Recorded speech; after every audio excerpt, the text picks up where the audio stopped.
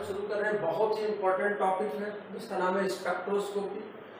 11, 12 जो भी पढ़ के आए हो आप, उसमें इसका बहुत ही एक छोटा सा पार्ट था, आपको याद होगा एटॉमिक स्ट्रक्चर, जिसमें हाइड्रोजन स्पेक्ट्रम पढ़ते हैं।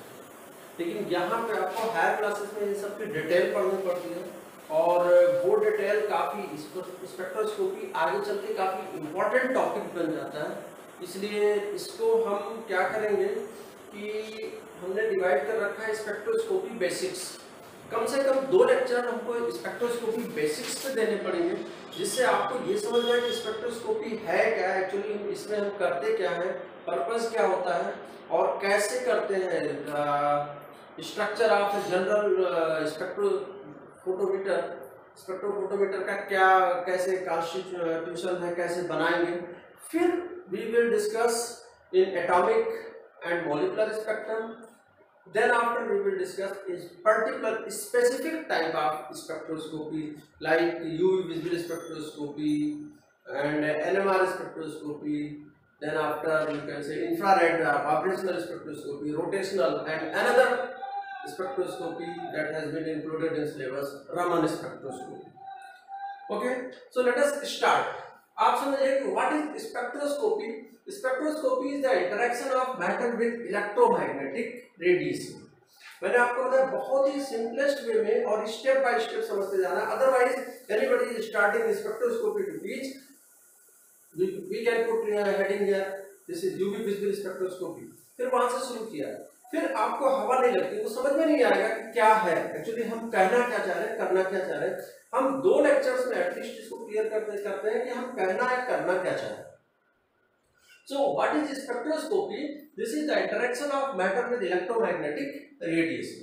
मतलब यहाँ पर क्या है कि हमारे पास मैटर या सब्सटेंस है, उसका इंटरेक्शन हम किससे करवा रहे हैं?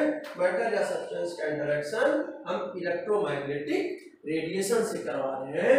मैटर और substance by means for us it is pure substance and that pure substance is atom or molecule। उस एटम या मॉलिक्यूल पर हम EM wave electromagnetic wave follow कराएं, यानी इस पे डालते हैं और उसका इफेक्ट देखते हैं, उससे कुछ आउटकम निकालते हैं। That is the matter of subject matter of spectroscopy. Okay, तो आपको ये फर्स्ट पार्ट समझ में आ गया होगा, what is spectroscopy. This is the interaction of matter with electromagnetic radiation. Then what is its application. ये थोड़ा सा एक इंटरेस्ट मैं आपको क्रिएट कर दूं कि स्पेक्ट्रोस्कोपी क्यों इंपॉर्टेंट है और कैसे इतना ज्यादा इसका इफेक्ट कैसे पूरी की पूरी, चाहे वो फिजिक्स में हो, केमिस्ट्री में हो, सारी साइंसेस में इफेक्ट पड़ रहा है। हमको अपना केमिस्ट्री पॉइंट ऑफ व्यू से हम आपको बताएं। Suppose we have made synthesized or isolated any new compound। अब हम लोग जैसे नेचुरल प्रोडक्ट केमिस्ट्री या मेडिसिनल केमिस्ट्री में तो बोलते हैं कि we have taken a plant। Suppose आपने तुलसी का प्लांट लिया, उसको क्या किया, ग्राइंड किया, ग्राइंड करके फिर उसके बाद उसका एक्सट्रैक्शन किया, एक्सट्रैक्शन करने के बाद we have subjected it to chromatographic separation। chromatographic separation के बाद में we have got some pure compound। This process is called as bioactivity guided or biosyn guided isolation of phytomolecules। Ayurvedic medicine and then after modern medicine। अभी आप यहाँ पे आ जाओ, कैसे? Ayurvedic medicine में हमने तुलसी का पूरा प्लांट लिया, किसके लिए लिया? फीवर को दूर करने के लिए। अभी हम मॉडर्न मेडिसिन में क्या, तुलसी में बहुत सारे कंपाउंड आए होंगे, सो उसमें हम पता लगाते हैं, उसके कंपाउंड्स को अलग अलग करके आइसोलेट करते हैं और पता लगाते हैं कि एक पर्टिकुलर कंपाउंड वही फीवर को ठीक करने के लिए रिस्पॉन्सिबल है, बाकी के सब नहीं जरूरत है। उस कंपाउंड का हम फिर इंडस्ट्री में प्रोडक्शन करते हैं, you will get in form of tablet. तो जो इस तरह से एक नया कंपाउंड हमको मिला, न्यू कंपाउंड हमको मिला जो कि फीवर पे काम आ रहा था, या एनीवे आपने कहा एक न्यू कंपाउंड यू है आइसोलेटेड और सिंथेसाइज्ड। ये न्यू कंपाउंड है क्या? तो उसके लिए जो पुराने तरीके थे, जो ओल्ड कॉन्सेप्ट थे, कि उस पर हम वेरियस टेस्ट करवाते थे। उस वेरियस टेस्ट से फिर हम डिसाइड करते थे कि नहीं ये क्या कंपाउंड है। फॉर एग्जाम्पल उस न्यू कंपाउंड का you may have studied in class 11 जहां पर आपको पढ़ाया गया होगा qualitative analysis and then quantitative analysis, ये आपको एक सिखाया गया होगा। मतलब हम पता लगाते हैं उस कंपाउंड में क्या है, कार्बन है, हाइड्रोजन है, नाइट्रोजन है। फिर उसके बाद क्वांटिटेटिव, अगर है तो कितने हैं, यानी हाउ मच, यानी percentage of C, percentage of N, percentage of O and something.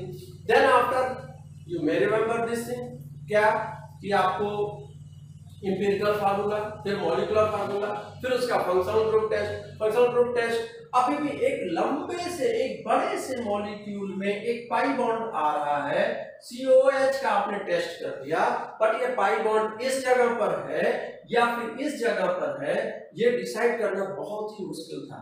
So we need a lot of amount for these test. कह लीजिए कई ग्राम कंपाउंड जो है वो इसी में खत्म हो जाता था कि टेस्ट करके आप डिसाइड करो नहीं ये होगा या नहीं।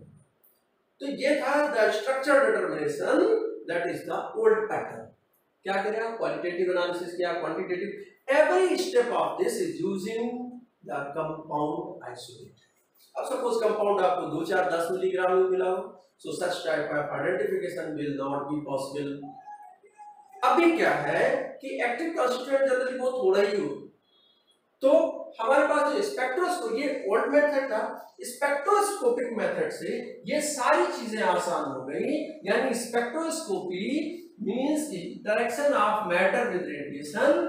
ये हमको अगर 2 मिलीग्राम 4 मिलीग्राम कंपाउंड है तो उस पे हम स्पेक्ट्रोस्कोपिक स्टडी करेंगे। फाइनली हम लोग एक बिल्कुल डेफिनेट कॉन्सेप्ट पे पहुंच जाएंगे। आइडियल हम कि ये नहीं, यही हमारा फार्मूला है, डिसाइड कर लेंगे, and that is very superior. ये एडवांस्ड मेथड है based on modern principles. This is reliable, much reliable. मैंने बताया था वहां पे डाउट हो जा सकता है कि पाई बॉन्ड कहां पे था। ये स्पेक्ट्रोस्कोपिक मेथड्स एग्जैक्ट बताएंगे कि वो पाई बॉन्ड कहां पे हो सकता है, क्विक है। और दूसरी बात इसकी सबसे अच्छी क्या है, जो मैटर ऑफ सब्सटेंस है that is not consumed. So your first impression of this spectroscopy is this is very much superior over the conventional method. Now अब आते हैं कि स्पेक्ट्रोस्कोपी है क्या। हम आपको इस लेक्चर में बताने ही नहीं चल रहे हैं कि स्पेक्ट्रोस्कोपी है क्या, क्योंकि स्पेक्ट्रोस्कोपी में 2 चीजें हैं, मैटर आएंगे और इलेक्ट्रोमैग्नेटिक रेडिएशन आएंगे, उनका इंटरेक्शन। तो हम अभी एक एक को पढ़ते हैं कि क्या है मैटर और क्या है इलेक्ट्रोमैग्नेटिक रेडिएशन। इसके बारे में जब आपको पता हो जाएगा then we will be able to understand the interaction कि एक्चुअल में हो क्या रहा है। शुरू करते हैं। अगर आपसे हम कहें इलेक्ट्रोमैग्नेटिक रेडिएशन, तो आपके दिमाग में सबसे पहली बात क्या आ जाती है भाई, लाइट। ये आपके पास सबसे कॉमन एग्जांपल है। लाइट इज इलेक्ट्रोमैग्नेटिक वेव, ठीक है, जहां पर 2 ऑसिलेटिंग वेक्टर्स और इलेक्ट्रिक फील्ड वेक्टर और मैग्नेटिक फील्ड वेक्टर, और वो भी कैसे, perpendicular to each other. Electromagnetic radiation, the direction of propagation is perpendicular to the both electric as well as magnetic. Suppose करिए कि magnetic field vector X axis में था, electric field vector जो है वाई एक्सिस में था, so direction of propagation कहां हो जाएगा, जेड एक्सिस में हो जाएगा। You have heard about this light. So light is electromagnetic wave. अब अगर वो वेव है तो वहां पर आपको वेव की सारी properties, that is the matter of physics, फिर भी आपको बेसिक्स तो सब कुछ पता होना चाहिए। यानी कि वेव है तो आपको वेवलेंथ यानी लैम्डा ये पता होना चाहिए।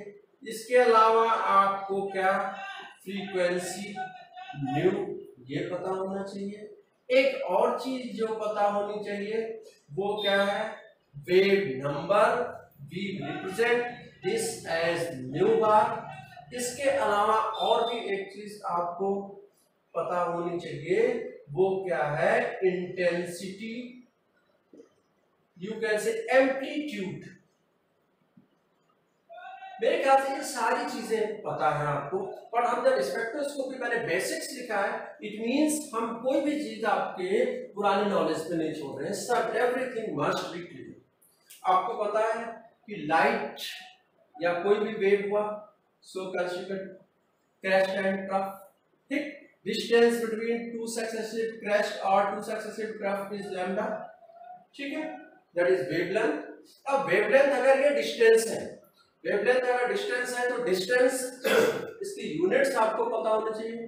जैसे आप UV रीजन में जा रहे हो तो UV रीजन में नैनोमीटर, ठीक है, that may be in angstrom, that may be in millimeter, that may be even in meter or kilometers। Wavelength किसी में माइक्रोन माइक्रोमीटर में हो सकती है। So you must know the conversion factors. मैंने बताया था कि 11 12 के पार्ट ऐसे होते हैं, you have never to forget this. जैसे आपने कहा नैनोमीटर 10⁻⁹ मीटर, क्योंकि आपको वैल्यूज एसआई में पुट करनी है, ठीक है, माइक्रो 10⁻⁶, ये सब चीजें आपको पता होना चाहिए। तो ये डिस्टेंस है। फिर उसके बाद आता है फ्रीक्वेंसी। फ्रीक्वेंसी जिसको हम लोग किस में मेजर करते हैं भाई, हर्ट्ज में मेजर करते हैं। क्या, number of waves passing through a point पर सेकेंड, यानी पर सेकेंड एक पॉइंट पे कितनी वेव्स पास कर रही, वही क्या है, फ्रीक्वेंसी है, ठीक है, ये आपको पता होना चाहिए। फिर उसके बाद में आता है इंटेंसिटी और एम्पलीट्यूड, ये क्या है, सॉरी चलो वेव नंबर बता देते हैं। वेव नंबर ये बड़ी कॉमन सी चीज है, आपको जब वाइब्रेशनल स्पेक्ट्रोस्कोपी में हम लोग पहुंचते हैं तो वहां पे वेव नंबर के टर्म में ही हम लिखते हैं सारी चीजों को।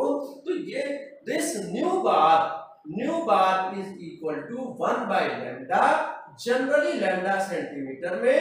सो वेव नंबर इसकी यूज को हम किस में रिप्रेजेंट करते हैं, सेंटीमीटर इनवर्स। इट मींस कि 1 सेंटीमीटर में कितनी वेव्स आ रही हैं, how many waves in 1 centimetre, those will be called as wave number. Is it clear? Amplitude or intensity, this is height of crest or trough, ठीक है, ये बताएगा। So मैंने क्या किया, आपको इलेक्ट्रोमैग्नेटिक वेव, लाइट, और लाइट के बारे में अभी मैं डिस्कस करें। जनरली ये सब मैं क्या बोल रहा हूँ, these are the wave characteristics, that is wavelength, frequency, wave number, intensity or amplitude, you must know all these. Is it clear? Now about light, light के बारे में जब हम शुरू करते हैं तो हमारे पास क्या आता है, हम dual nature, particle nature as well as wave nature, Newton's theory, corpuscular theory जिसको हम लोग कहते हैं वेव थ्योरी, ये सब छोड़ दो। हम लोग कहां पहुंच गए, हम लोग पहुंच गए Max Planck. Max Planck year हम लोगों के लिए इंपॉर्टेंट नहीं होता, फिर भी चलिए, Max Planck theory that light travels in form of small discrete packets, those are called as quantum or photon, quantum or photon। जो लाइट है वो कंटिन्यूअस वेव नहीं, बल्कि क्या है कि it travels in form of small discrete packets, you can say energy bundles, those are called as each and every energy bundle is associated with definite wavelength, जिसका कि लैम्डा फिक्स होता है, उसी को हम लोग क्वांटम या फोटॉन बोलते हैं। That is the smallest unit, एक डिस्क्रीट यूनिट है, यहां से टर्म आपके पास आता है डिस्क्रीट। और आपको मैं बता दूं, दिस क्वांटाइजेशन विल प्ले, ये जो क्वांटाइजेशन है यही सारा रोल प्ले कर रहा है, सबसे इंपॉर्टेंट रोल जो है यही प्ले कर रहा है। ये काफी इंपॉर्टेंट क्वेश्चन है क्योंकि क्वांटाइजेशन पर इस पूरा स्पेक्ट्रोस्कोपिक प्रिंसिपल बेस्ड। सो शुरू करते हैं, ये बात आपको पता है, each and every photon is associated with definite wavelength. दूसरी बात उन्होंने क्या कही, E is equal to h nu, that is hc upon lambda, यानी कि for this wavelength is associated with related with energy, और रिलेशन आपके पास है, ये बहुत पुरानी सी बात है, पर यहाँ पर हमको सारी चीजें रिवाइज करने की रहने की जरूरत है। क्या h is what, this is Planck's constant, कितनी भाई 6.626 into 10⁻⁻34, unit is joule second, You may write this 6.63 into 10 raised power minus 34 joule second, ये प्लैंक्स कांस्टेंट है। इसके अलावा c, what is c? c is speed of light, this value is also fixed. कितनी है भाई? 3.0 into 10 raised power 8 metre पर second. Lambda आपको पता है, लैम्डा क्या है? वेव लेंथ है। मैं आपको फिर बता दूं कि लैम्डा क्या है? दिस इज डिस्टेंस है, ये चीज आपको याद रखनी है। And what is nu? This is frequency, number of waves passing through a point, इसको हर्ट्ज, मेगाहर्ट्ज, गीगाहर्ट्ज इसमें रिप्रेजेंट करते हैं। ठीक है, nu is frequency, this nu is related as nu is equal to c by lambda, and never forget another thing, that is nu bar. Nu bar is 1 by lambda. Nu bar is 1 by lambda and nu is c by lambda. आपने हो सकता है copy कर लिया हो, और यही सब कुछ एक रिवॉल्यूशनरी थ्योरी आपका जो क्वांटम थ्योरी है यही है। So you can say nu is equal to 1 by lambda into c, that is nu bar into c. So this is relation between nu and nu bar, यानी frequency जो है वो wave number से किस तरह से रिलेटेड है। एक और आउटकम आपके पास आया, वो क्या आया? Energy is directly related with nu, that is directly proportional to nu bar, that is direct inversely proportional to lambda। ये बात भी आपको पता रहनी चाहिए। क्या? Energy directly proportional to frequency, energy directly proportional to wave number, and energy is inversely proportional to wave length. यानी wave length बढ़ेगी तो एनर्जी घटेगी, जब वेव लेंथ बढ़ेगी तो एनर्जी जो है वो घट जाएगी। ये आप याद रखें, ठीक है। अब ये पॉइंट आपको इतने हो गए होंगे कंफर्म। अभी इसके बाद इस जो मैक्स प्लैंक की थ्योरी थी, इसके लिए इनको फिजिक्स का नोबेल प्राइज मिला 1918 में, और मैंने बताया यही पूरा का पूरा रोल प्ले करता है इसमें, इस स्पेक्ट्रोस्कोप। चलते हैं आगे। फिर अगर लाइट ट्रैवल कर रही है इन form of small energy pockets और बंडल्स, ठीक, जिनको हम फोटॉन कह रहे हैं, इसका मतलब ये है कि दिस लाइट और electromagnetic radiation obtained from sun or any other source is composed of various photons of different wavelength। अब फिर क्या, एक टर्म हम आपको बता दें यहाँ पर, electromagnetic spectrum. What is electromagnetic spectrum? इसी इलेक्ट्रोमैग्नेटिक रेडिएशंस को हम अरेंज कर लें इंक्रीजिंग और डिक्रीजिंग ऑर्डर ऑफ वेवलेंथ और frequency, whatever you like to say, क्योंकि मैंने आपको बता दिया दोनों में relation, E is equal to h nu, that is hc upon lambda। तो अगर फ्रीक्वेंसी बढ़ रही होगी तो वेवलेंथ घट जाएगी, ठीक है। तो अब अभी आप माइंड कहां पे है? अभी आपका इलेक्ट्रोमैग्नेटिक रेडिएशन है, ठीक है। तो इलेक्ट्रोमैग्नेटिक स्पेक्ट्रम चल रहे हैं, हम इन्हीं इलेक्ट्रोमैग्नेटिक यानी एनर्जी पैकेट्स और बंडल्स को, यानी हम इलेक्ट्रोमैग्नेटिक रेडिएशन को इंक्रीजिंग और डिक्रीजिंग ऑर्डर ऑफ वेवलेंथ हम अरेंज कर दें, तो जो सीरीज ऑप्टेन होगी उसी को हम लोग इलेक्ट्रोमैग्नेटिक स्पेक्ट्रम बोलेंगे। माइंड, अभी इसका स्पेक्ट्रम बोलने का मतलब स्पेक्ट्रोस्कोपी पे हम नहीं आए, क्योंकि हम सिर्फ और सिर्फ एक पॉइंट पढ़ रहे हैं, क्या? What is electromagnetic radiation.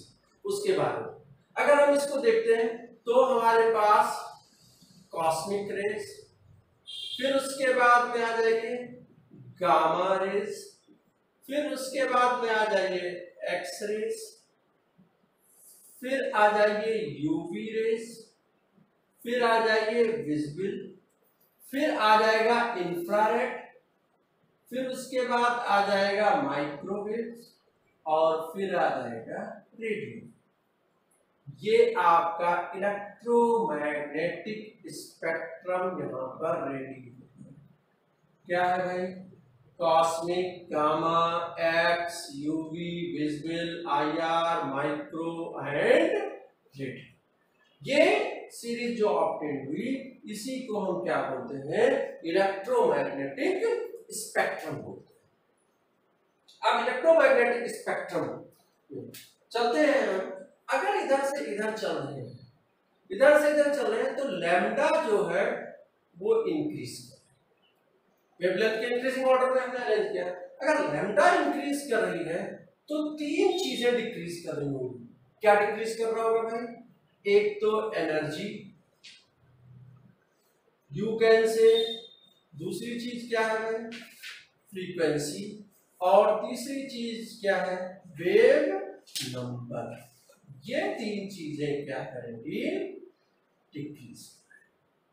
सो जो एक अरेंज कर दिया हमने इंक्रीजिंग ऑर्डर ऑफ और डिक्रीजिंग ऑर्डर ऑफ एनर्जी और wavelength, the series so obtained is called as electromagnetic spectrum, cosmic, then gamma, then X, then UV, then visible, then IR, micro and radio।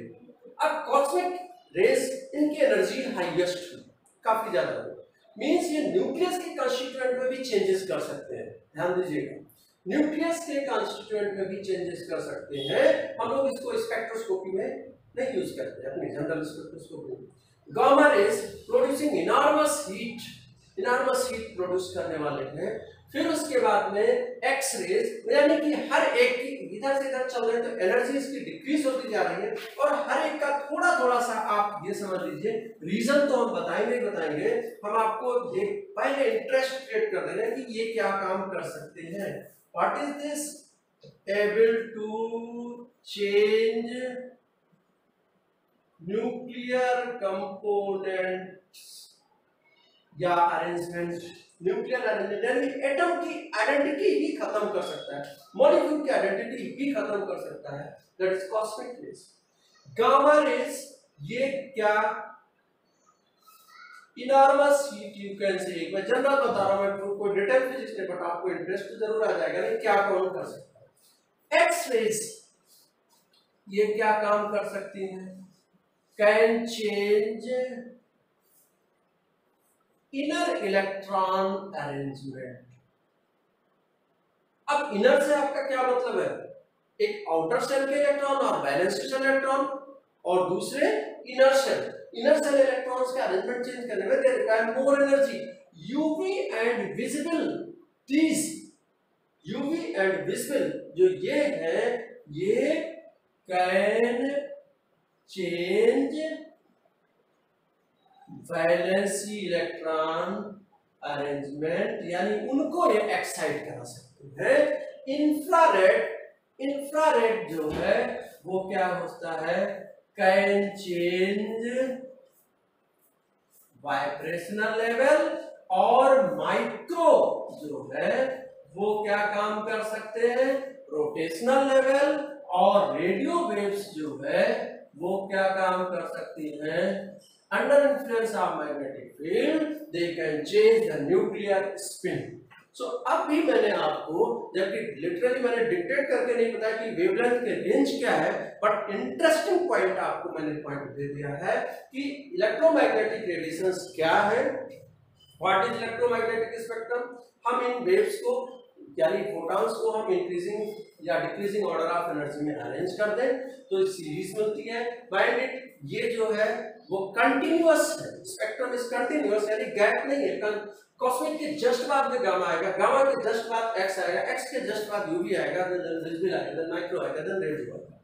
मतलब इधर से इधर चल रहे तो energy decrease करती जा रही है। कौन किस में कितनी पावर है, यानी उस एटम का वो क्या, एटम या मॉलिक्यूल का क्या बिगाड़ सकता है, क्या चेंज कर सकता है, वो मैंने आपको लिख दिया। Able to change the nuclear components, यानी एटम या मॉलिक्यूल की आइडेंटिटी ही चेंज कर सकती है, हम लोग नहीं यूज कर रहे हैं अभी। गामा रेज जो है वो that produces enormous heat. X rays inner electron का अरेंजमेंट चेंज कर सकता है, और यूवी विजिबल ये जो है वो वैलेंसी सेल को इलेक्ट्रॉन को एक्साइट करा सकते हैं, यानी इलेक्ट्रॉनिक स्पेक्ट्रोस्कोपी हम लोग कौन सा पढ़ेंगे भाई, हम लोग इलेक्ट्रॉनिक स्पेक्ट्रोस्कोपी पढ़ते हैं।